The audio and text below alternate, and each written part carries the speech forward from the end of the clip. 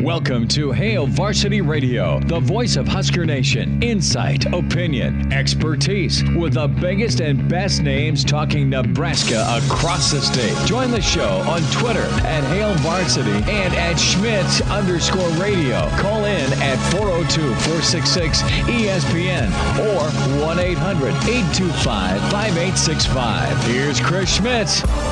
Welcome into Wednesday, Hail Varsity, presented by the Nebraska Lottery. Chris Schmidt, Elijah Herbal. We are loaded up. And does Nebraska have a friend in the Big Ten? We know they don't have friends on ESPN. Talking Heads, we'll get to that here in a little bit, can join us today. 466-3776, 466-3776, 800-825-5865. Numbers to get in. And we'll take some emails as well at chris@hailvarsity.com. Find us on Twitter. Give us a shout on Twitter at Schmidt_radio is where you find me, Chris Schmidt. Find Elijah on Twitter at Herbal Essence. That's where you go to tweet at Elijah. Elijah enjoyed the video short you posted on your Twitter handle of Nebraska riding a bike, kind of a motorbike that had some pedals, trying to jump a ramp. That ramp was the Big Ten, and the Big 12 was the safety landing spot, and Nebraska fell short, crashing. How did you take yesterday? Are things broken? Did you jack your other shoulder wrestling out of frustration? Yeah, it just hurts. My shoulder's fine, thankfully. I took all my frustration and put it into making this video. It's from the movie Hot Rod, which is a great movie. And define great. I mean, I know what you're saying. I think it's a great movie. I give it at least a 9 out of 10. Okay, there we go. But, got to make the best. Got to make some light of this frustrating situation. So yeah, we'll get some news from Ryan Day, the head man at Ohio State. Tweet came in from Tyler asking about the Big 12 schedule. Of course, that came out. And you have the Big 12 schedule indicating a 9-conference game slate plus 1, the out-of-conference possibility. And as you look at the Big 12 schedule, you see the Big 12 taking on the Big 12. You don't have that plus 1 yet. Does that mean Nebraska's in order? And you have a report with the World Herald by Sam McEwen that says athletic director Bill Moose declining comment today on, what's Nebraska's next move. They're just kind of staying silent right now after, quite frankly, having the pelotas to sound off their displeasure, their frustration, and their questioning. And then they didn't back down, right? They didn't stand down with their joint statement between the university president, the athletic director, and the head coach. They're the one Big Ten school that spoke their mind loudly and proudly, and they're being applauded for it in the state of Nebraska. They're being applauded for it around some circles of college football, mainly the SEC, and then they're getting blasted for it by those who have a camera and microphone. You do have this comment from Big 12 Commissioner Bob Bowlesby. He said Nebraska has not been in communication with the Big 12 about joining the league for competition this fall or for membership overall. So that's the latest from Bowlesby. He wouldn't say, well, sure, we're taking phone calls from Nebraska right now. No. So he's either not telling the truth or he is telling the truth. Or right now, here's what's got to happen, okay? Here is what's got to happen. As much as you want to give the middle finger to the Big Ten, and maybe the middle finger needs to be given back by the Big Ten if you ask folks that went to Northwestern. Not all folks that went to Northwestern, but some. And you have different takes out there of what, is this marriage done? The thing that needs to happen right now, one, patience by Nebraska. Let things play out. You cannot start swimming like you're Tom Hanks because you're sick of being on the island for a third day in a row. Once the waves hit you and knock you back to the beach, you're still by yourself on an island. And you can't get caught snooping around. You can't get caught with a side piece. You can't get caught texting that other friend you may have. You just can't. You can send feelers out, but it's got to be done on your terms with people you trust. I would think, right? And the Big Ten needs to know that you want to be in the league right now, or at least let them think that, even though you've voiced frustration and disagreement and gone on the record publicly because you have a set of stones to say you're making the wrong call right now. Not that you've canceled football, but you've canceled football this soon. We'll hear from James Franklin. We'll hear from Ryan Day. We'll hear from Kirk Ferentz. We'll hear from some of the Big Ten brass on their take on this situation, along with Ryan Day in a second. But Nebraska also, from a patient standpoint, let somebody else get out there. And what's your clout like in the Big Ten? You've been in the league 10 years. You've played for one conference championship. You've been ranked a handful of times, but you've not kind of delivered the old Nebraska magic. I think that's coming. Am I talking 3 titles in 4 years? No, but I think you're going to get back to being a have of college football with this head coach and this staff with what he can do. All right, you're just cleaning up a demo project that you inherited, and a culture and a climate that just is not good for college athletes, depending on how hands-on or hands-off administration and a head coach is. You got to be hands-on in college football. I believe that. You have that with your head coach now. Didn't with your previous coach. So you be patient, you let things settle, and you watch, and you listen. And if things get closer to the end of September, where, Big 12 is going to play, or first part of September, Big 12 is supposed to be kicking things off, right? That week 0. You watch and you listen. You make sure that the ACC and the SEC do move forward. If people play this fall, you can't be on the sidelines in the Big Ten. And you can't go back against your decision that you made way too early.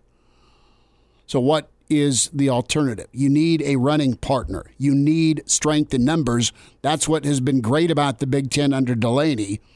And Nebraska needs somebody like an Ohio State that could have a very, very special season this year with what they've got.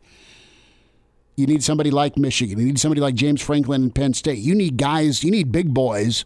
Historically, you are as a Nebraska program. Recently, you're not. But you need a big boy like Ohio State to echo your thoughts. And Ryan Day kind of started doing that today as Gene Smith caught up off the record with the media and was saying, look, it's not realistic for Ohio State to leave the Big Ten. And right now, the conversation about fall football, that conversation is starting again by Ryan Day. And they're asking questions. And you have the athletic director from Ohio State, who I think should be the commissioner. He was phenomenal on the Big Ten last night, Gene Smith. You've got Day, you've got Smith, you've got the school president. They are exploring all options. It's a fluid situation. There's a question about potential scrimmages between Big Ten teams that are willing to play this fall. The Buckeyes are trying to find out what they can do to play ball in the fall. Right now, it's an onslaught. You got the SEC and the ACC and the Big 12 that are still right now, as of now, playing. And the Big Ten and the Pac-12 are not, so it's open season on your recruits. It may be open season on your players. And there's been no plan laid out at all. No plan of action by the Big Ten when it comes to spring football. How's that going to look? There's been no questions answered by the Big Ten about eligibility. What are you supposed to do if you're blasted financially as an athletic department, not to mention the city, in your football community, with unemployment and folks out of work and folks just making no money to live and function? There's been no plan laid out forward by the Big Ten. It's a difficult plan to hatch, but have some sort of conversation. Bill Rabinowitz of the Columbus Dispatch This is his quote from Ryan Day about the possibility of other Big Ten schools like Nebraska, like Michigan, like Penn State, exploring all options. They are. They are exploring all options, wanting to play. It's a fluid situation. So Nebraska at least has somebody that is like-minded and now voicing it a day after the Warren press conference. And Warren's presser yesterday, we played lots of it for you. He was in over his head. He was not ready to handle the tough questions and didn't have an answer. He gave a lot of non-answers. And we've all done this. We've had a brutal tee shot off the old box, and it's in a cornfield somewhere or in somebody's backyard, or it found the drink. You tee up, and that's your mulligan for the 9. Some of us have many mulligans per 9. And immediately, Pete Thamel and Yahoo Sports were there to help bail out Commissioner Warren's debacle on TV yesterday with the Big Ten Conference. And he was able to directly answer the question because he went into an interview with his own network and did not have an answer. He did not have a yes or a no for a yes or a no question. With Nebraska, can Nebraska play outside the league? But he said no, Nebraska cannot explore. That would pretty much mean they don't want to be part of the Big Ten. So this is all constantly moving, but this is good news. If Nebraska wants to do some scrimmages and play during the fall, and Ohio State's on board saying, yeah, let's play some Big Ten teams. Let's at least, all right, fine. Let's title it a scrimmage. This whole thing got screwed last week when the NCAA banned waivers. The minute you can't have a player sign a waiver to say, I will not sue your ass if I get COVID and if I have heart issues in 5 years or 5 days. Once the waiver thing was off the table, this thing's done. Now, this is the topic of spring football, and Ryan Day throughout his Zoom call today was just ticked. Lots of frustration. Jerry DiNardo is coming up in 5 minutes. We're going to talk to Uncle Jerry about a plan for the spring, his thoughts on Nebraska, the Ryan Day and Ohio State situation. But here's Ryan Day about a spring plan.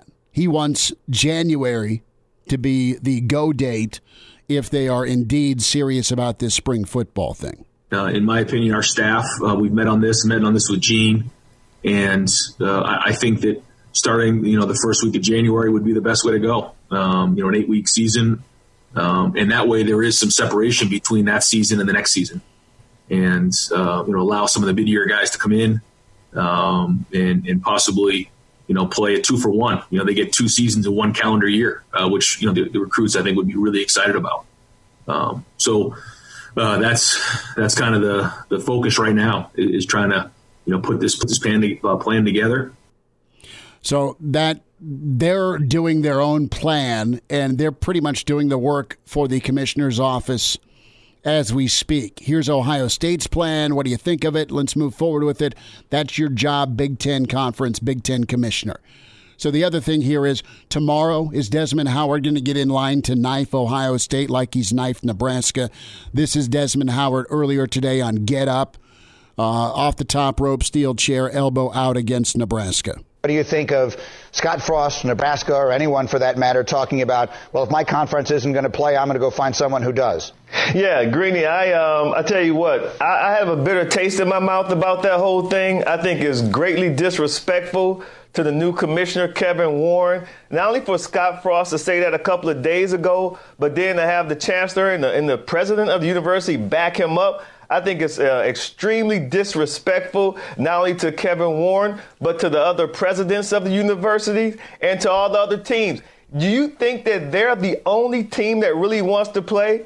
Of course not. All the teams and all the coaches want to play, but they're not whining and crying and they're talking about an exodus, talking about leaving the conference. I think that at this point, Greeny, I would demand an apology from the chancellor and the president and Scott Frost, and not one behind closed doors, a public apology. Or if I'm Kevin Warren right now, I'm working on the way to get their ass out of the Big Ten, because they don't bring that much that they need to be the only group that's sitting out here and not only criticizing the decision, but saying that they want to leave the conference and play somewhere. They ain't, David, they ain't Notre Dame, baby. They ain't got their own TV contract, okay? They can't run independent like that. They don't have that cachet. So at this point, I hear you. If I was a part of the Big Ten Conference, today I would demand an apology from them guys. But at the same time, Greeny, I'm working on a way to get their ass up out the conference. It's a two-way street for an apology, my friend. You want to talk disrespectful? It's disrespectful to communities. It's disrespectful to coaches. It's disrespectful to athletic directors to pull the plug this soon. Why? Again, it's about vanity for the Big Ten. We got to be first. We got to be right. They may end up being right. There may not be a college football season in the SEC and the ACC and in the Big 12. But Nebraska told it like it is. Nebraska also spoke their mind. And they've got about 5 or 6 other programs that feel the same way they do. Ohio State finally spoke up a little bit louder today after the fact. Coach DiNardo's up next. Big Ten Network. Hail Varsity continues. And we're back Fellas, you think we could listen to the radio listen? on Hail Varsity Radio, presented by the Nebraska Lottery. Yes! That's awesome! Brad Edwards coming up from ESPN next hour. We welcome in with the Big Ten Network the coach, Jerry DiNardo, with us at Jerry DiNardo on Twitter. Coach, thanks for taking time. Know it's been a crazy week, and wanted to get your thoughts on how things have kind of shaken out. I want to start off with some Ryan Day stuff, specifically, Coach, his comment earlier today. Ryan Day had a Zoom conference call, and the gist of it is in part of the press conference today. He said that Ohio State's still looking at options for the fall. They're checking into what it means for TV contracts. They're asking other questions, kind of some of the same things Nebraska was asking about, and it's Ohio State came out in support of Commissioner Warren yesterday, but they're still thinking about some fall options. As you see things from a coach and also from a guy that's with the network, what's feasible here? If you deem things a scrimmage versus a game, could some doors be cracked here for some exhibitions between Big Ten teams? No, I think it's all counterproductive. Okay. I think that it's going to go nowhere. I think it's maybe make the fans feel better for a couple more days, or to give the fans hope, or give the team hope. The Big Ten Conference has never operated this way, and that doesn't mean they won't operate this way in the future, but it's the first time that I think we've seen schools do things a little bit like this. I think the tone of Ryan Days is different than the tone of Scott Frost, although I think they're both saying the same thing. They want to find a way to play in the fall, even though the whole conference has decided not to. So it's basically the same. Chris, I go back to, I do that end zone to end zone on tailgate in the fall, and I was with Coach Osborne. I watched it again today to make sure I didn't misquote him, and I would misquote him, and I asked him about joining the Big Ten, and he said, the Big 12 was falling apart. The Southern Division was going to go to the Pac-10. Colorado wanted to go somewhere else. He said, we were going to be the last man standing. And, basically his message was, the Big Ten saved us. Certainly he had a great brand to offer them. And that's what made it a great deal, in my opinion. And both brought great things. But, sometimes decisions are made that not everybody in the conference is going to like. If I was at Indiana when they went east and west, and I saw Purdue go to the west and I go to the east, when I was at Michigan State and it was leaders and legends and it was two balanced conferences, I was fired up to be in the leaders and legends at Michigan State. But then they go east and west and I go east. Was I going to look for another division to go to? So my point being is I understand Ryan Day's frustration. I understand Scott Frost's frustration. But, we teach our team how valuable being a good team member is, how valuable being a good partner is. Well, this is a time to practice what you preach, Ohio State, I listened to that thing with Ryan today. I mean, he thinks this is a great team that he has, a great team. He thinks sounds like he thinks it's better than last year's team, which lost in the semifinals. Of course he's disappointed. Of course he wants to find a way. Scott is the favorite son brought back. He loves Nebraska dearly. He loves his players. But you just don't always get what you want. I think the better strategy is, and Ryan mentioned this, in fact, he mentioned this more than he mentioned the thing that you brought up. He mentioned more, let's get to work and start in January. Let's get a spring schedule going. Let's get this working. He said, I threw a pity party for myself last night. Now I'm ready to go to work. That's what I think all these coaches ought to be doing. Jerry Donardo's with us, Hail Varsity Radio, at Jerry Donardo on Twitter. Coach, a thought with just the timing of this announcement. A, do you think there could have been a delay versus a cancellation? Was it too soon to punt, is my question. B, big picture here, ultimately, do you think the SEC, you coached there for a lot of years, do they still move forward and play ball, or are they just going to be the last to say we're out too for the fall? Yeah, I'll answer B first. None of the Power 5 conferences are going to play, in my opinion. Dude, what's happened, Chris, is the medical professionals, health professionals, have presented all this information. Same information to everybody, but people are translating it different. And when the college presidents get involved, okay, it becomes very unpredictable. And I think what you're going to see in the other three Power 5 conferences is the pressure is going to be so intense on those presidents of those other Power 5 conferences that are planning to go ahead that at some point they're going to crack. It's much easier for a college president to say no than to say yes. Because when a college president says, no, we're not playing any longer, he or she has protected their students and their student athletes.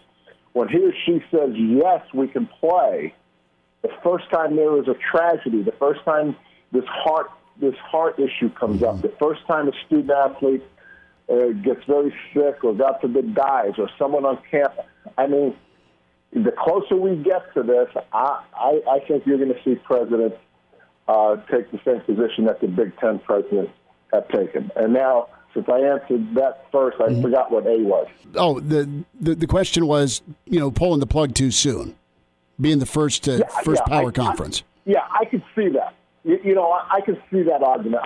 I felt the same way when it happened. I felt like, hey, what's changed in 2 weeks or a week, whatever it was. And I just think the medical information just kept building and building and building. And again, I go back to this idea, Chris, about the president. They just, they got more and more involved, and, they looked at the science and all that kind of stuff, and they just said, remember, the Big Ten was going to start, September 5th, right? So that's not that far away. So I think the medical people probably convinced the president it's not going to change by opening day. Now, they could have moved the season back, and at this point, this is an advantage the SEC has. They've moved the season back, plus the SEC has an advantage in weather if they want to play all the way into December. But, yes, I think I was like everybody else, what's changed in 2 weeks? And so the only thing I can figure is they didn't think anything was going to change in 2 weeks. Jerry, how feasible is even a spring season? With healthcare and stuff, we don't know if anything's even going to change before spring. So with planning for a spring season, is that even going to be possible? Okay, so here's how I've tried to attack it. I've been working on this for a month, but I don't have all the answers. If you are okay with saying that we won't be back to normal until the fall of 2022, and then we can say, let's try to get maybe 18 or 20 games in the spring of 21 season and the fall of 21 season. Then we have to ask the medical professionals how much time in between seasons do we need to give the teams to rest. So like Ryan Day saying, let's start in January, finish in March. Mine was more start in March and finish in May. Okay? So I think last year, I think I looked at Ohio State's schedule. I think there was 136 days between the end of the season and spring practice. So, let's say we need approximately 100 days between the two seasons, or maybe 120. Whatever we're told that we need, then we can do 2 abbreviated seasons and then get back to normal in 2022. But here's what everyone, I think, is forgetting. The numbers that tell us this. There's 85 scholarships. You have 105 in camp, and you can go to 120 after camp. I know Nebraska goes over 120, but every other school goes to 120 after camp. Okay, not everybody is playing. Most of your team is not playing. So if I'm a senior and I play in the first schedule, the spring schedule, I'm not going to play in the fall schedule because my eligibility is up. So only returning players are going to play too many snaps, the spring season and the fall season. So let's do what Urban used to do at Ohio State. He has a pitch count, right? Mm-hmm. If a kid had 100 snaps during the season, he didn't do any scrimmaging in the spring. So let's come up with a pitch count where we won't let someone play 1,000 snaps and then too soon start playing another 1,000 snaps.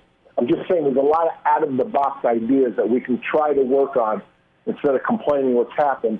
We can kind of work on this and see if we can come up with something that's acceptable to the coaches and the players. Jared Donato's with us, Big Ten Network coach. A thought as we close, and it's fun, I appreciate your time, and it's fun to get caught up. A take on where Nebraska's at in the Big Ten moving forward, and just their standing based on Nebraska's commentary from the top on down, their frustration. Commissioner Warren's really non-answer on whether or not Nebraska could explore outside opportunities, and then, of course, his sit down with Yahoo saying, no, that can't happen. Is Nebraska in the conference, i.e. the commissioner, have they had any communication since yesterday's interview on the network, or are things still chippy with each side, or are things chippy in your opinion? Well, I would guess things are chippy, but let me tell you how I would sum this up, okay? We teach our team to be good teammates and good partners. It's an emotional game. Sometimes good teammates and good partners get emotional.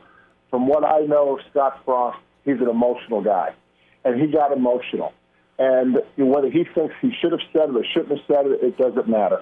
And Kevin Warren has a job to keep everybody together. And I think that a good teammate also, when someone says, I made a mistake, or maybe I shouldn't have said that, the good teammate says, okay, I understand. You're an emotional guy. I felt the same way. You know what? I'm glad you said it because that's what I wanted to say, but I didn't want to say it and go public. So you know what? What the hell? It's all behind us. It's like having a bad game. What do we teach our players? We teach our players to be good teammates, to be forgiving, to support one another. We're going to have arguments in that locker room. We're going to say things in the locker room we don't really mean, and we're going to feel bad for saying it, and so on and so forth. At the end of the day, we have to be locked arms. And I hope that if there is any hard feelings, that everybody puts behind it, because I think, and I've said this over and over again to you, Chris, that Nebraska joining the Big Ten Conference was one of the greatest things that could ever happen to not only Nebraska, but to the Big Ten Conference. And I'd hate for that to be diminished because it's an emotional game, and coaches are emotional, and I know Scott Frost is emotional. Ryan Day is emotional as well, and I would say the same thing to him. Coach, thanks for the chat. We'll get in touch soon. You take care, okay? Okay. Stay safe, Chris. Yep. And now, back to Hail Varsity Radio. Thanks to Coach Donato for coming on and kind of laid out his point of view on things. That interview going to be posted on the Twitter handle, ESPN Lincoln, also the on-demand ESPNLincoln.com. So as we were talking, Gene Smith came out with ESPN and clarified and confirmed that Ohio State is no longer exploring options for fall competition. There's not a fall option, just like Coach Donato said. We had hoped and just realized that not too long ago, we're all about the spring, and that's how we're going to set up. So you had the Ryan Day press conference that wasn't exactly in line. Yeah, the athletic director say, we're going to keep all options on the table. And somebody from the commissioner's office probably said, hey, let's chat. Now, the commissioner needs to reach out. And if they haven't already, Nebraska needs to get with the Big Ten and just continue some dialogue here. And just chat. Nebraska doesn't need to bow to the Big Ten, but the Big Ten doesn't need to come out with some sort of revenge tour on Nebraska. Scott Frost said what a lot of coaches feel. He's the first to say it, and people applaud him here for it. Frost and the administration are fighting for not only their players, right? I mean, the work they've put in and the ability to play, but I mean, the bigger picture here is the city and state economy. That's a reality. Let's talk a little golf, and if there is no football, even if there was some football, it's pretty sweet to do a morning tee time on a Saturday and then get to a night game. We say hi to Shuey, Mike Schuart from Wilderness Ridge Golf. Shuey, what's up, man? How's your Wednesday? It's beautiful out. A little overcast, no wind. Beautiful day to play golf. Those putts would be dropping, I tell you. Shuey, what'd you think of the major over the weekend? And that thing was so tight, was so back and forth, man, and it was just awesome to watch. Yeah, it doesn't get any better than that. I mean, that's what they're all about. You got who knows who's going to win. You got one guy doing this, then another guy does that, so it's like back and forth. That's what it's all about, exciting golf, a lot of great golf. What were some of your takeaways? I mean, aside from the jumble, I mean, you had changes in the leaderboard and then a newbie. Yeah.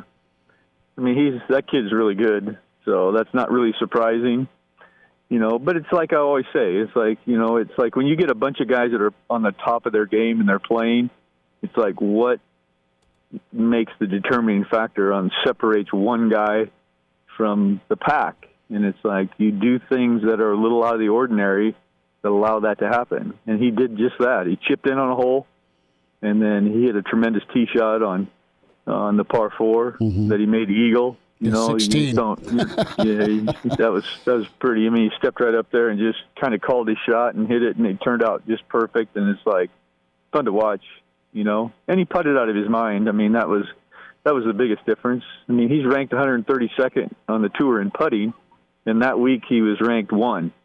So, I mean, he kind of did something that he hadn't done great all year, and then when he does it, that gives him a chance to win. So he did all the things that needed to happen for him to give himself a chance to win, and it was exciting, Mike Schuart's with us, Hail Varsity Radio, Wilderness Ridge Golf. Shuey, a thought with the Masters announcement, no guests, no spectators, going to be a different Augusta National. How do you think that is kind of circulating throughout the clubhouses and the pros specifically with this season? Yeah, I mean, it's obviously very disappointing because that's one of the tournaments that is so, spectator friendly, and the spectators have such a huge role in the tournament. It's been around forever. Just like if you go to the Masters and if you leave your little chair on a certain spot, people respect that chair being there, and they won't move it. That's your spot that you have. I mean, it's just a very unique tournament that no other tournament is like that. So without having the spectators there, it's going to be quite a bit different. But they're adjusting, it's at a different time, so it kind of, not that it lost anything, it's just the guys are kind of getting used to it now, without the fans there. So they'll adjust to it, and they'll be fine. It'll be still a spectacular event. Shuey, I want to switch to football. Your reaction to yesterday from the Big Ten. I know you've spent time in the Big 12, and I know you spent time in the Big Ten. And what's your take on the administration right now with the Big Ten? And what do you think of Nebraska's initial reaction to the cancellation?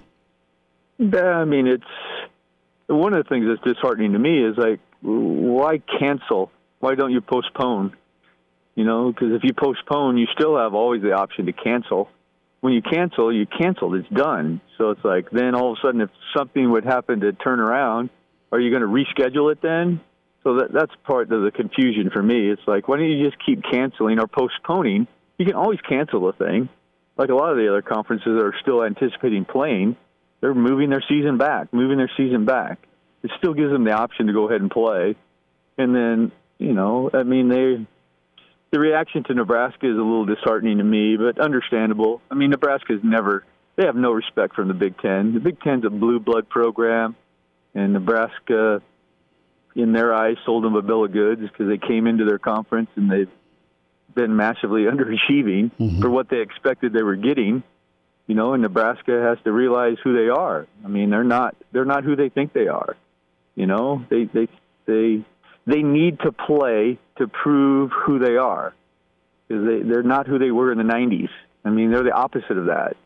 And I think sometimes they lose sight of that too, because they think they are Nebraska of the 90s. They're Nebraska of 2020, 2019. They're a 5-7 football team. They get their butt beat in every time they play. So they're really nobody. They're the lower echelon of the Big Ten schools. They don't like to think of themselves that way, but they are. I mean, whatever Ohio State does, whatever Michigan State does, Purdue, Indiana, they follow. They have to, and we don't like to think of ourselves that way, but that's the reality of it. That's who we are. I mean, anytime we play somebody with a pulse, they pulverize us. Anytime we play somebody with half a pulse, they beat us. So it's like, until they can prove themselves, but I get their side of it because they want to play, man. Frustrating really part, hard. Shuey, is that maybe this is the year that conversation changes. And that's yeah. And I think that's part of the reason why he said what he said, because they have a lot of optimism down there that they have a squad that can compete, and they're trending in that direction. They really feel that they're going to put a good product out there that's going to be able to compete. Now they can't show it, and they've worked hard to do that, and now they don't get to do it, and we're just not that way. I mean, we don't. The Big Ten is, like I said, they're a blue blood program, man. What the top schools say, you do, and you fall in line, period. And it's like, well, we don't really want to fall in line. We don't like to be told what to do. That's true. That's so true. We don't. No, and for the longest time, it's weird because you were the rule maker, Exactly. And now you're not, so it's tough to swallow that pill, And they, like I said, the Big Ten has done Nebraska no favors other than a lot of money. Yeah, that's about it. They've done them they look at them as their, their bad stepchild, man. It's like, and they beat them like that. Do we go redheaded? Shuey, we will chat next week. Fit Friday coming up. About 5 seconds. Yep, got a Fit Friday coming up next Friday. So you want to come out and get fit, give us a holler, and we'll take care of you. Go see Shuey at Wilderness Ridge. Shuey, be good. Thanks for the time. You bet. And now, back to Hail Varsity Radio. Got some emails to get to. Great to be with you on a Wednesday with Hail Varsity, presented by the Nebraska Lottery. Chris Schmidt, Elijah Herbal. Jerry DiNardo was in about 30 minutes ago. Catch his interview and his take on Nebraska, the Ohio State situation that's been clarified. No more fall exploration by Ohio State. That from Gene Smith about 15 minutes ago. So there's that. And, there's still a hope, man. There is still such a hope that maybe something could be worked out fall-wise. We'll see if there's any option for a scrimmage or if you just go full spring and put your head down that way. Coach DiNardo did say, look, he'd be very surprised if we move forward, if the SEC and the ACC and the Big 12, I know they said they're playing, but if they actually do play, I'm kind of leaning more towards that way. And the people making the decisions are so risk sensitive with the fallout, the liability, the problem. And we didn't have time to ask him about just, you can't have students on campus and take that tuition check and have that masked up in-person lecture and say that's okay. I mean, if you're going to punt football, you better punt in-person courses for college. Now, I know the contact difference. No one's getting tackled in a lecture hall unless you have a really cool class. But no one in a lecture hall is getting tested for COVID 2 or 3 times a week. No, I know. You're not dropping 7G in testing. I sure as hell feel a lot more in danger going back in these college campuses than it was the college students who are going and getting tested twice a week and have their temperature checked every single time. You're they a pretty walk in Memorial cautious guy, Stadium. too, because you're not out socializing much. I mean, yeah, I don't want to catch COVID. I was doing my part to help save college football season. You're drinking at home. Yeah, exactly. Let's tell you about your friends at West Blue Realty, and they can take care of you here if you're moving in 2020. They specialize in residential home sales in Lincoln and surrounding communities. Make this move smooth for you in 2020. You mentioned Hale Varsity, and for a limited time, West Blue can provide you up to $1,000 on the closing of your next home purchase. Tom Luby can help. Give Tom a shout at 402-540-3768. Kelly Hofschneider. Kelly's a good dude as well, and he's blowing out some birthday candles today. 402-202-2312. It pays to work with West Blue, 1120 K Street, Suite 200. So the schedule is out per Max Olson with the Big 12, and I know we had that Twitter question earlier about, okay, the non-conference spot, what's that mean? You know, the Big 12 has not announced their non-conference spot.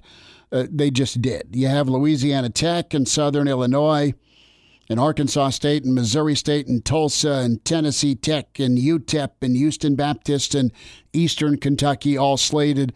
The open spot right now, Iowa State does not have a non-conference. Texas, question mark next to UTEP. Louisiana Tech and Baylor, Southern Illinois and Kansas, Arkansas State and K-State, Texas Tech and TCU, Tulsa and Okie State, Houston Baptist and Texas Tech, West Virginia and Eastern Kentucky. So there you are. We'll see. Brad Edwards coming up. His thoughts on the SEC, ACC, Nebraska, and the Big Ten. Hour 2 with Hale Varsity continues. Welcome to Hale Varsity Radio, the voice of Husker Nation. Insight, opinion, expertise, with the biggest and best names talking Nebraska across the state. Join the show on Twitter at Hale Varsity and at Schmitz_radio. Call in at 402-466-ESPN or 1-800-825-5865. Here's Chris Schmitz. Hour 2 at Hale Varsity were presented by the Nebraska Lottery. Thanks to Coach DiNardo, his perspective on things and the good teammate analogy that he spent some time on. And see if Nebraska and the Big Ten hug it out. Let's spend some time talking college football. ESPN Insider College Game Day. Brad Edwards with us.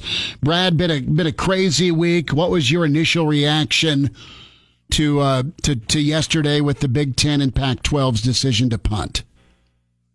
Well, I can't say it was unexpected because there have been reports for so long with people predicting it. I'm a little surprised that, given all the flexibility that the Big Ten had bragged about, that it had created in its schedule, that they didn't give themselves a few more weeks. Now, I mean, maybe they just felt like there was no way that the situation could change enough in 3 weeks, but you know, the SEC, for example, has not come out and said, we're definitely playing. They've just said, you know, we're going to take our time before making a decision.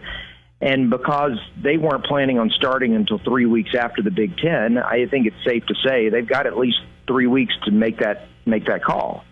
So why did the Big Ten not have more time to do it? Why did they feel like they needed to do it yesterday? I don't know.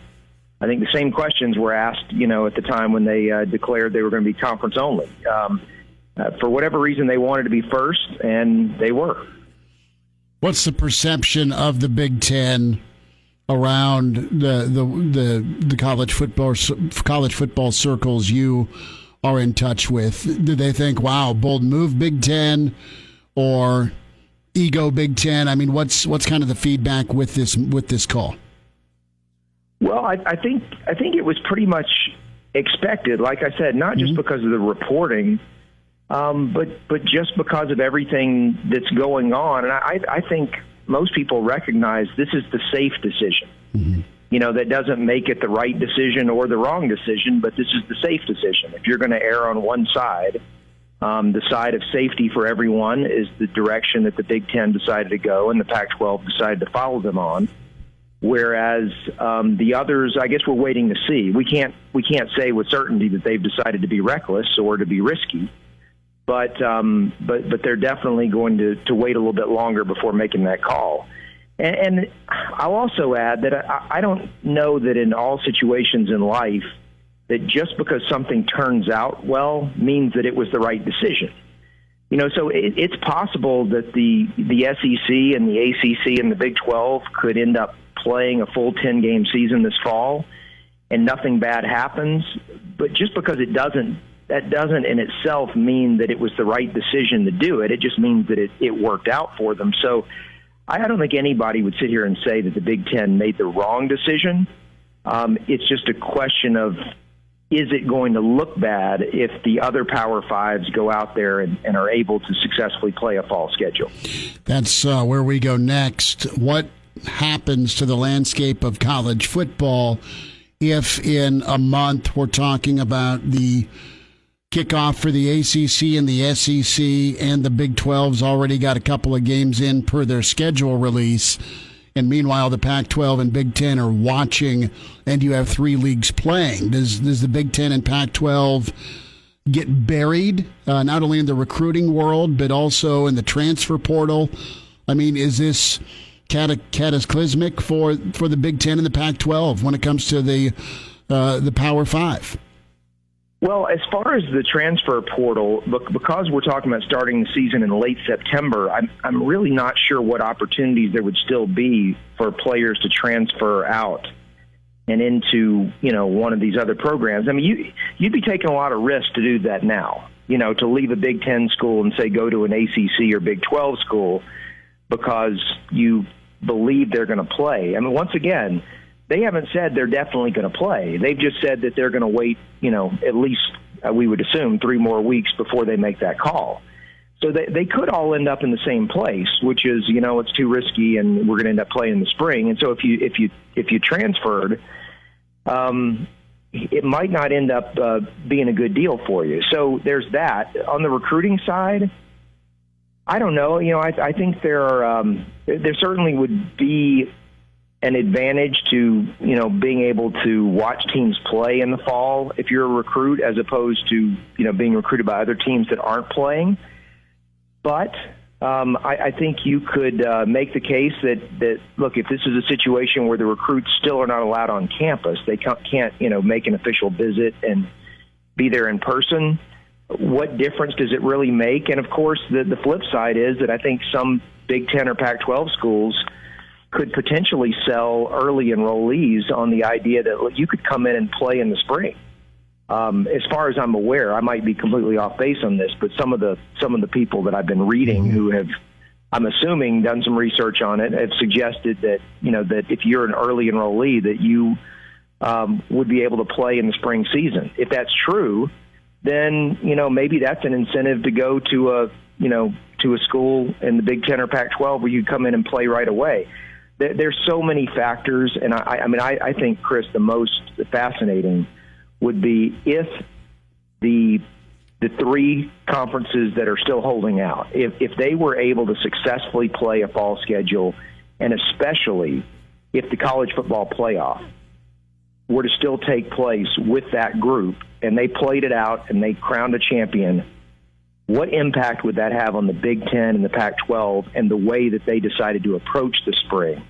And then on top of it, with in theory, no national championship to play for, how many of the big-time players, guys who are potential day one NFL picks, would even play? If all you're playing for, and I realize we're talking about Big Ten, Pac-12, and in theory that means Rose Bowl. It's not a small deal to most of those schools. But I think to some of the big-time players, that's kind of a consolation prize if you can't play for a national title. So would they even play? And I think that's a legitimate question for the spring regardless. So, there are different ways you could spin it regardless of which side you're on. But, Yeah, but I think that's where it really gets interesting, is if three of those conferences play this fall and the other two don't. Brad Edwards with us, ESPN Insider College Game Day. Say things are halted with the SEC, the Big 12, and the ACC before we ramp up to kickoff, and they have to reshuffle to spring. Will there be outcry, or will folks kind of look at what Ryan Day's floating out there, get things started in January, and let's try and forge forward? Or if spring's the option, do you think everybody just kind of taps out and says, well, we'll talk to you in the fall of 2021, 2022? Yeah, I mean, it's so hard to say. First of all, I think some of the urgency that you hear from Ryan Day is because of the three conferences that have not yet committed, to, or I should say, have not yet declared that they won't play in the fall. Right. I think this idea that there are greener pastures elsewhere, or at least that there could be, is a concern for him. And so he wants to put a starting line in front of his players, to keep them focused, to keep them motivated, to maybe even in some cases to keep them in Columbus, so they're not looking for somewhere else to play. I think, whether the situation's any better to play in the spring. I mean, look, we've been hearing for so long now that there's an expectation that this is going to get worse once flu season hits. So why we would be able to, unless there's a vaccine out there, why we would be able to play in January and February, I have no idea, why that would be any different than right now, shy of a vaccine. And so, that's one point to it. And then I think the other side, though, is that if you're going to play for a legitimate championship, if you're talking about all the Power Fives and basically all the conferences are pushed back to the spring, and there's going to be some sort of national championship, how many games do you need to play within conference in order to have a legitimate champion? Could they scale it back to where you only play within your division, something like 6 games, and you have the 2 division winners square off, and then, conference champ. But even still, you've got a 4-team playoff in theory. That's what we have right now. You've got 5 conferences. I just don't know. Like, it's just to me, it seems so far-fetched, the idea of playing 10 or more games in the second semester. I just don't see how that's going to happen. An abbreviated schedule, sure, that makes sense. But then you start, even asking those questions about when can you start, what's going to happen if the NFL doesn't move its draft. There are all sorts of messes associated with the spring. So it's not a simple solution by any means.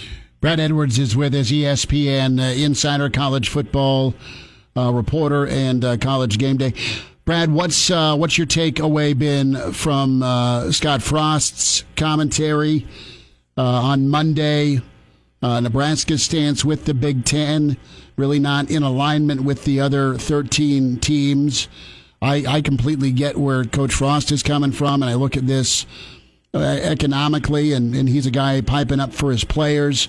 He has been treated like a piñata around the college football world by some talking heads on ESPN and other networks. But as you read and saw what he had to say, what was your reaction to Frost maybe not being in lockstep with the Big Ten? I don't have any problem with a head coach, especially at an emotional time like this, when you put in so much work trying to make this happen. And you know that there are others out there that are still trying to make it happen. Mm-hmm. And your conference, I don't want to say it's given up, but it certainly could feel that way if you're in his position. So I'm not going to criticize him for feeling the way that he does, and especially for expressing that. I mean, we complain all the time about coaches being robotic and not sharing their feelings. And I'm glad that some of the coaches, he's not the only one in the Big Ten who did. There are a lot who did. I think the only difference is that Nebraska, as an athletic department, didn't really completely stand down after the Big Ten announcement, whereas some of the others just I think they kind of mumbled under their breath and then, didn't go public with everything. But to me, unless Nebraska officially, as a university and athletic department, has made a threat against the Big Ten, then I really don't see what the big deal is. Because at the end of the day, and I know there are probably a lot of Nebraska fans that don't want to hear this, but if they've thought through it, and I'm assuming you've talked through it. Yeah. What are they going to do? Because they're not going to go out and play a non-Power 5 schedule. That's not something that Nebraska would be interested in. And so given the Power 5 options right now, we already know the SEC is playing conference games only. Mm-hmm. So you can't get in the SEC. The ACC and the Big 12 are having one non-conference game per team. I think most of those were already set. Mm-hmm.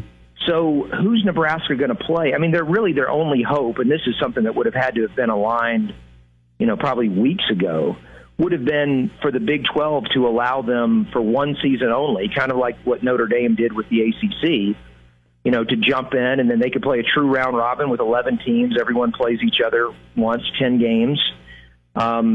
Would have worked out great. Now, of course, the other part that is a problem is you'd be needing the Big Ten to to give its permission for Nebraska to do that. And if they do that, then then Iowa and any other number of schools are going to say, well, what about us? We want to go play too. Right.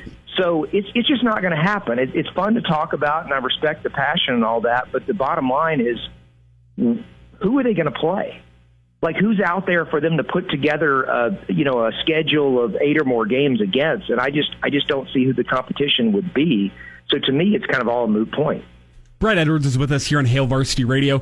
Brad, we move forward then to the talk of a spring season, and the Big Ten kind of went forward with this without even announcing their plans for the spring season, but I'm not sure if you've ever been to Nebraska in the spring, but it can stay cold up until April, even May sometimes. Spring sucks a lot of the time, Brad. Yeah, that's basically what we're trying to say. Sounds like Connecticut. So how feasible is this spring season? Yeah, so I've always thought that this was an issue with the spring. Especially when you're talking about Big Ten country. Pac-12 is a little bit different. But Big Ten, and I know this from living in Connecticut, it's one thing for everybody to have fun with a dusting of snow or maybe a couple of inches on the field in November. We all get excited about watching teams play in the snow. But in January and February, you're talking about, a foot or more of snow that could be on the ground. And even if you play through it, that's not really football. I mean, it's fun, but you've altered the game so much that it's not a true test of who's the better team necessarily when you're playing in those types of conditions. Not to mention, it's just pretty miserable. And I mean, I've talked to a number of guys who played in the NFL who played at Lambeau and Soldier Field and places like that in the playoffs and that type of weather, and they're like, you know what, it's terrible. But you just got to get through it because you're paid to do it, and you're competing for a championship. So I don't think anybody wants to do that. And if you're going to wait, I mean, look, there's still the threat of snow all the way into April, like you said, and it can still be cold even into May. But I think realistically, you can't expect to start playing games before late February. I think that's kind of the best case scenario. And in that case, how many games can you really, expect to get in order to be able to wrap the season up in a satisfactory way, with some sort of postseason? I don't know. I mean, you're obviously going well past basketball season's end. You're probably going past, graduation. I don't know. And then, of course, the other question, and you've probably seen a lot of people reporting on this today, what impact does that have on the fall of 2021? Mm-hmm. You can't give the players 6 weeks off and then all of a sudden you start back practicing again for the next season. Football is just not the kind of sport where the body can be treated that way. So it's fraught with difficulty, playing in the spring, and that's why I think that a mini season is probably the best you can hope for, especially in Big Ten territory. Brad Edwards with us. Brad, awesome to get caught up. Thanks for your insight today, bud. I'm just glad we didn't lose the signal this time. That's all good. You stay safe and healthy. I have power and everything held up. So you guys hang in there. You too. Take care. He's in his 30s, but sounds like he was born with a stogie in one hand and a brew in the other. Now, say my name. It's Schmitty on Hail Varsity Radio. I got the body of a taut, preteen Swedish boy. Good stuff from Brad Edwards. Serious doubt about spring. A lot of obstacles. Coach DiNardo doesn't think football is going to happen at all. That includes the SEC. Let's talk about impact to friends, family, loved ones, neighbors, people you care about in the community. Without football, we bring on Jeff Mall, Lincoln Convention and Visitors Bureau. And Jeff does such a great job of taking care of the capital city and letting folks know what's happening around town. Jeff, thanks for jumping on, and tough news yesterday.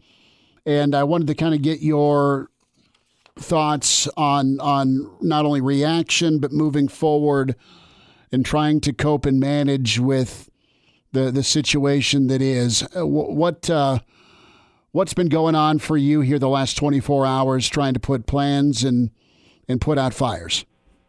Well, thanks for having me on, Chris, and it's great to, again, get a chance to talk to you. I can tell you what's going on in the last 5, now 6 months has been devastating to the hospitality industry. We've done everything we can to keep our hotels and restaurants and everybody afloat since COVID hit us. And I got to thank the citizens of Lincoln for dining out and doing curbside and those things. And, the devastating news yesterday was not having the expected revenue that we normally have every fall and winter with Husker athletics. And that's, football and volleyball. So we're obviously very concerned about our hospitality partners in the industry and what they're going to do to get by. And, this is millions of dollars. And these are, you got to keep in mind, Chris, these are people that have, a lot of them, been furloughed since March with the expectation that I called it furlough fall. This is the opportunity for them to get back into full-time and part-time employment. And tell you, without Husker football and volleyball, it's a pretty difficult hill to climb.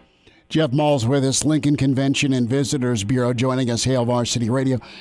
Jeff, what's the number? What's a weekend bring, football related and just overall? What's a fall look like number wise financially for the city? Well, if you would have asked me this question last year at this time, or as we got ready for a season, in a good season, a non-COVID season, we'd be looking at about a $6 to $7 million economic impact on our community per weekend. So regardless of what time we played on Saturday, we were looking at a $6 to $7 million impact, and that was felt with lodging taxes and sales taxes and community vibrancy, and that's a pretty significant number. I don't know what that would have looked like, Chris, had we had a season this year with 15, 20, 25,000 people in the stands, but I can tell you what, if you didn't have a ticket, you were probably coming to Lincoln anyway, and you were going to tailgate and take in the season, because that's what we do every fall. And I think the important thing to remember is that campuses and communities and people, we all need fall sports, and the resounding impact that it has on our state's financial and emotional well-being cannot be understated, overstated, whatever you want to say. It's a significant impact on our emotional and financial well-being, and it's just an empty spot that I think we all have right now. We're all angry. We're all dealing with our emotions differently and trying to find ways that we can come out of this. The stance of health and safety is been used by the Pac-12, by the Big Ten, and I 1,000% understand that. You don't want someone getting sick long term. We've practiced social distancing, we've masked up, and people are trying to live life, but live it cautiously and safely. As I look at Nebraska and the fan base, has that been lost by some of the commissioners out there? And I mean, who knows what the Big 12 ends up doing? Who knows what the SEC and the ACC will do? And they're kind of in a holding pattern. But you've got the city of Lincoln, you have Omaha, you have the state of Nebraska, you have State College, you have Madtown, where Barry's hanging out. I mean, the folks that made the decision realized that this could be destructive, ultimately destructive to some businesses. Mm-hmm. Well, and I think to your question, I mean, none of us are health experts. I think we pretend to every day try to understand what COVID-19 is and, what the impacts are. Have we had it? Have we not had it? And, I don't think I can sit here and say what's right or wrong with health, because the health of all of us is important. We worry about it every day. blanket statements of, canceling a season because it's a great risk. It's different in every state. And that's, I think, maybe a little bit of attention to what you're asking is, I think the state of Nebraska has done a great job with this. And I think, the safety and wellness of our players. But I would have to think, I would agree with Scott Frost and administration that these athletes are in a great spot right now. They're being tested.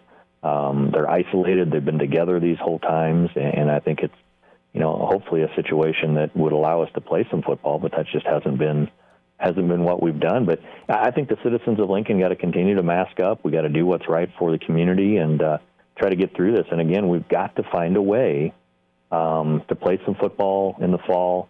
If you tell me spring football is what we got to look forward to, that's 4, 5, 6 months of a slow time, and that's the things we've got to overcome. And maybe we've got to get behind the NSA and get behind Lincoln Public Schools and support our fall athletes and become big followers of high school athletics.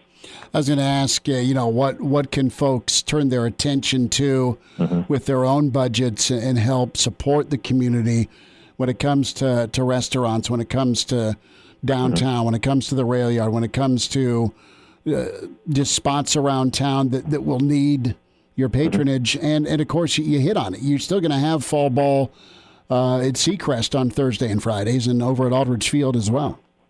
Yeah, and I think that's an important thing to remember. And I touched on that at the start of the interview was, we did a great job as Lincoln residents supporting our restaurants and our retail through the tough times. I mean, we made a dedicated effort to support local business, and we went out of our way sometimes to go support a business that was maybe hurting.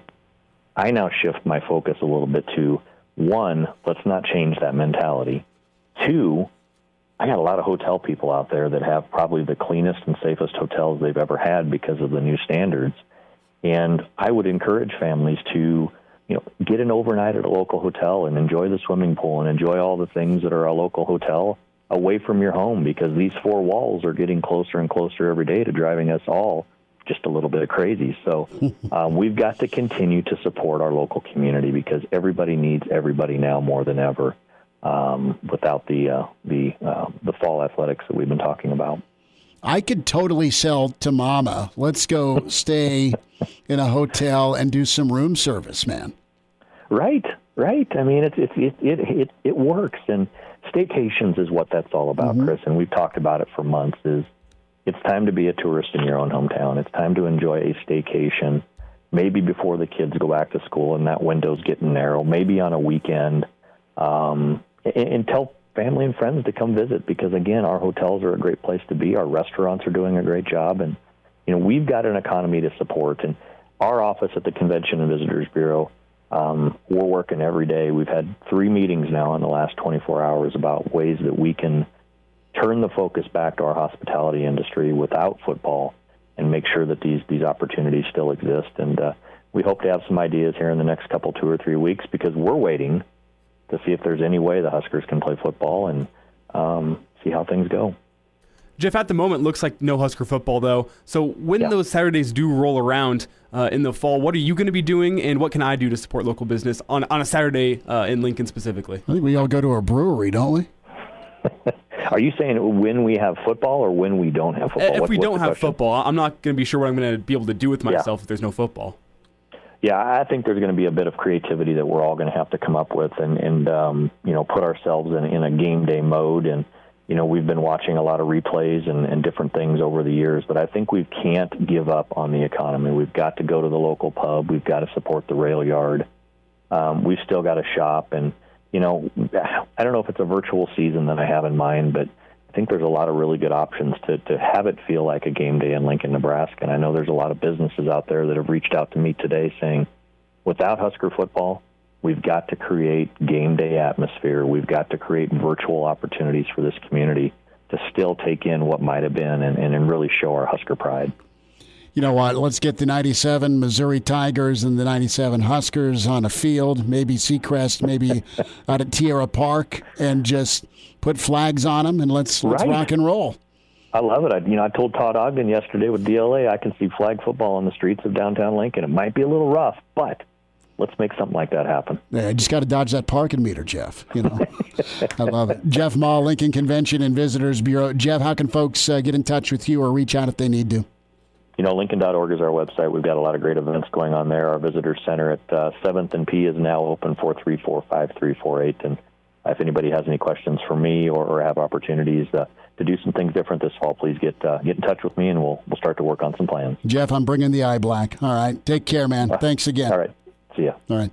Jeff Mall with us, just kind of laid out what some of the responsibility is if you can pitch in to your community. Obviously, Lincoln, where we're based out of, but folks in central Nebraska, folks in Columbus, folks around the state, you were so good about dining out and helping out with local businesses that have been there for you a lot of years. And it's okay to go live, and we'll figure out the fall together. So we'll kind of put our hands in and say break. Email from Ted. I love hearing from Ted. Chris@HaleVarsity.com. In my opinion, many of the people sounding off against Nebraska, that's Wilbon, that's Desmond, that's Feinbaum, they're saying some of the things they wanted to say when Nebraska joined the league. The most critical voices are sportscasters who are Big Ten alumni. I was a Northwestern alum when I came to NU to get my doctorate. I can vouch for the fact that the Big Ten alumni are more arrogant than any other Power 5 conference. There is that perception about the Northwestern crew, and I know some Northwestern folks. I love them. And I also know the Big Ten loves to, I poke fun at them that when they drink their wine, their pinky is out. But they probably do know what good wine tastes like because they make a boatload of money. You also got to remember that they're prideful, the Big Ten. And Nebraska came in saying, we're going to come in and dominate the Big Ten. Like, it's a sleeping giant of a conference, and we're Nebraska. So there's probably some pent-up emotion from that. There's middle fingers both ways. Oh, yeah. And it's 11 years old. We'll talk about that heart ailment next that's causing panic. And now, back to Hale Varsity Radio. Back to it, a Jock Doc Wednesday. Lincoln Orthopedic Center, Dr. Brandon Seifert is with us. Dr. Brandon, tough news on Tuesday with the Big Ten and the Pac-12 and college football. Thanks for your time today. And let's dive into some of the topics medically that went into the Big Ten's decision.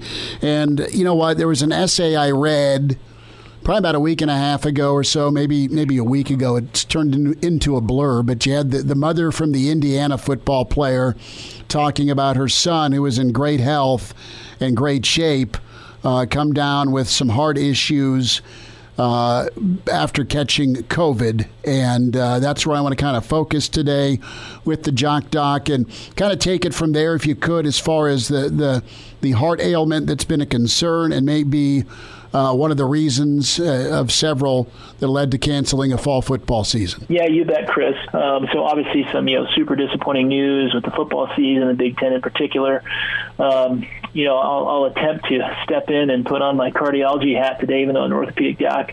But definitely have been reading a lot about this, especially just in the last couple of days with this whole concept of this cardiomyopathy that can develop myocarditis. It's kind of the other term for it. As we kind of transition through this, we've known in our severe COVID patients that the virus itself can cause harmful effects upon the heart, basically upon the muscular tissue of the heart. And that's common with a lot of different viruses. So that's not a new thing. We thought it really only impacted the most severe kind of cases of COVID, and they kind of just studied it in the older population that had the most severe cases. Obviously, as this is unfolding, this is all new data. It's a new disease, and so we're just unfortunately going to have a lot of kind of evolving information here, which makes this tough to set up treatment protocols. Anyway, as we've gone along through this, it went from most severe cases, we're going to study this, to, hey, what about people who are asymptomatic or had kind of mild cases of COVID? What's that do to their heart muscular tissue? And then now it's evolved to, hey, what about people who are totally asymptomatic, really didn't have any symptoms at all? Did this virus have any trauma or injury to their heart tissue? And then why is that important? Does it impact our athletes? How does that impact our athletes? So just kind of rewinding what this is. So myocarditis is basically an inflammation of the muscular tissue that is the heart.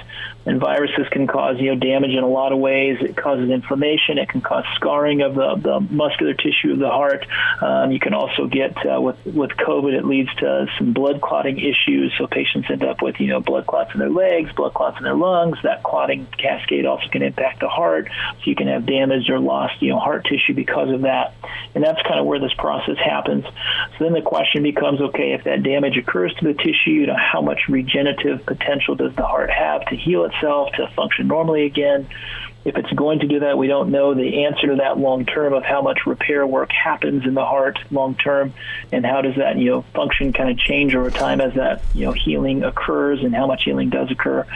And then kind of stratifying the risks of, okay, if you do have this damage to your heart, what does it look like at 3 months, at 6 months, at a year? With that damage occurring, can you still play sports? When can you play sports? That's kind of the whole thing that we're debating at this point. We just don't know the answer to it. Why it's important is if somebody has this inflammation of the heart tissue, you develop the scarring of the cardiac muscular tissue. What can happen is the heart has to beat with a certain rhythm, and so as you scar in that myocardium, that tissue, that rhythm can change, and then you can basically, if you're out playing sports, being really active, you could kick into a rhythm that doesn't allow the heart to beat appropriately. They can't, basically push blood out of the heart, and then essentially you end up with what we call a fatal arrhythmia, or a fatal, basically heart rhythm. And that's the big concern here, is if you have an athlete who had kind of asymptomatic COVID, you don't do any further testing, they feel great, they go back, they play sports. Now they could be putting themselves in a situation where they could kick into a fatal heart rhythm that could kill them on the football field. Kind of similar to another thing that's out there, sudden cardiac death, hypertrophic cardiomyopathy is kind of the term for that. We always try to rule that out in our athletes who are at risk of having a sudden cardiac death. Having myocarditis could put you into that category of having a sudden cardiac death event occur, or emergency event occur while playing sports. So that's where the big fear comes from. And so now that they've discovered this, they've also discovered that it's a small number of asymptomatic patients who actually have this impact their heart and cause long-lasting effects. So it's a small number. It's probably somewhere in the order of 1% to 6%, probably more like 2 or 3% of patients with COVID, young patients with COVID, are going to have cardiac issues associated with it. And of that, probably 2 to 3%, half of those patients are probably totally asymptomatic. And so how do you basically screen for that is this big debate that's happening now. How do you do that? Obviously, the cost of doing that is incredible. Will insurance even pay for it, since you're now basically trying to test asymptomatic things? Insurance is terrible about covering anything these days, but trying to cover stuff that's asymptomatic is going to be a battle. And these are expensive things. So as we lay out that treatment course, what's essentially going to happen here, the NCAA is already basically putting this into play, and it's going to be a trickle-down effect, is if somebody has a positive COVID test or a positive antibody test that says at some point they've had COVID, they'll need to go through a cardiac workup, whether they're symptomatic or asymptomatic. And that's going to involve taking some troponins, it's cardiac enzymes. It's going to involve doing an electrocardiogram. Then it's going to also involve an echocardiogram, which is kind of the debatable part at this point. And that involves, obviously, a visit with a cardiologist, which, again, is going to incur a lot of cost. And so that's what they're trying to figure out, is how do you set those testing protocols up for those athletes. And then from that, if they are basically asymptomatic, all those tests are normal, then you kind of kick them into that basically 14-day recovery period of you have to be 14 days of being asymptomatic of COVID. Then once you reach that 14 days of being asymptomatic, you can go back and do your basically return to play program over 5 or 6 days, which is kind of similar to like a recovery from concussion. And then at the end of that, you can go back and play. So that's kind of a 21-day minimum of being asymptomatic and getting back to play, which again is a pretty long time if you contracted COVID, and that's in best case scenario situation. Somebody has symptoms, obviously, from myocarditis, then you're looking at least probably being out for 3 months, if not longer, probably going on some medications, and then the question will be ultimately is we don't know yet. How's that going to impact you, and can you ever, come back and play after that? My guess is going to be yes at some point, but there might be some who never totally recover and may not be able to, go back and play because of the cardiac risk.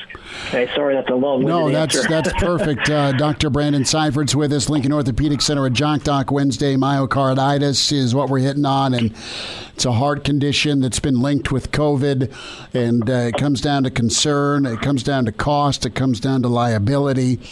And that's part of this equation as to what happened Tuesday with the Big Ten and Pac-12. Dr. Brandon, I've got about a minute left. Your take with playing football specifically, and I think Hank Gathers on the basketball court because of how he passed, and I loved watching him play. But with myocarditis, is football going to expedite a death sentence? And I hate to be so blunt with that, but is football going to be something that enhances your likelihood of dying from this? The issue there would be is, yes, if you have, if myocarditis has occurred in you and you have enough scarring that, it puts you in that category having a risk of, cardiac arrhythmia event, then yes, it could do that in a very small number of patients.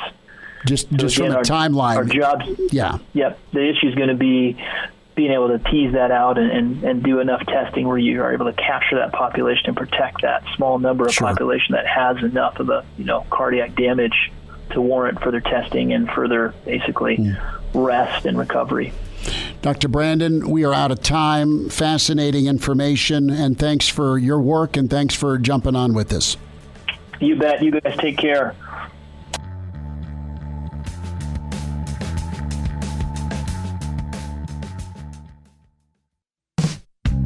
Miss us? Come here, brother. Give me a hug. Bring it in for the real thing. We're on call for you.